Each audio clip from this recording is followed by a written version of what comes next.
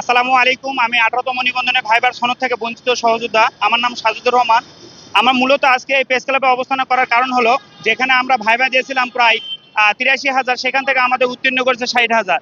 যেখানে ভাইবা বোর্ডের যে মার্ক কখনো আমাদের এনটিআরসির সনদে কখনো যুক্ত হয় না, সেখানে আমাদের এই যে 20,000 ভাই বোনদেরকে সনদ থেকে বঞ্চিত হয়েছে। কি কারণে? যারা আমরা সুনির্দিষ্ট অর্থ এখনো আমরা পাইনি। আরেকটা বিষয় হলো, 1 থেকে 12তম যে নিবন্ধন হয়েছে তখন কোনো ভাইবা ছিল না এবং ভাইবা কোনো মার্কও ছিল না। যারা রিটার্ন পরীক্ষা দিয়েছে তারাই উত্তীর্ণ হয়ে গেছে। 13 থেকে 17তম নিবন্ধন যে ভাইবা ছিল, সেই ভাইবার কোনো মার্ক যুক্ত হয়নি, সার্টিফিকেট ছিল এবং তারা শুধুমাত্র রিটার্নে মার্কের উপর তাদের চাকরি এবং সনদ দেওয়া হয়েছিল।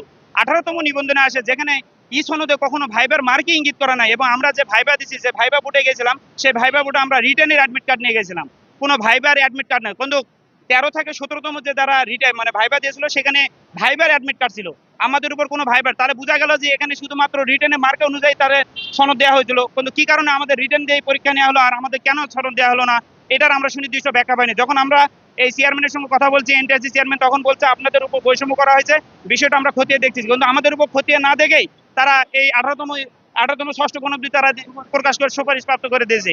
এখন আমরা আইনের মাধ্যমে বিভিন্ন জায়গাতে আমরা বিভিন্ন মন্ত্রণালয়ে গেছি, তারা বলতেছে যে আপনাদের বিষয়টা আমরা দেখতেছি। কিন্তু আমরা সুনির্দিষ্ট অর্থ না পাওয়ার কারণে আমরা আজকে প্রেস ক্লাবের সামনে আমরা অনশনে অবস্থান আছি। আমরা 3 দিন ধরে আজকে না খেয়ে অবস্থান করতেছি।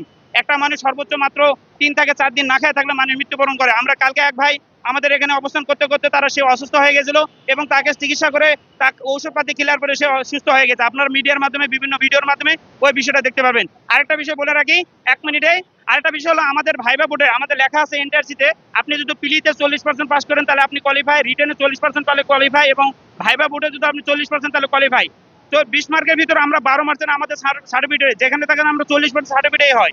আমাদের পোশাকে 4% এবং উপস্থাপনা। আমাদের প্রশ্ন ধরে হলো সর্বোচ্চ 1 মিনিট, 1.5 মিনিট, 15 সেকেন্ড, 20 সেকেন্ড নাম জিজ্ঞেস করে অথবা 2-1টা প্রশ্ন করে হয়েছে। কিন্তু আমাদের যারা আমরা এখানে অকৃতকার্য হয়েছি, প্রত্যেকে জয়টা প্রশ্ন করেছে, 6টাই উত্তর দিয়েছি। কিন্তু আমরা কেন সনদ পাবো না, এর যুক্তি আমরা চাই।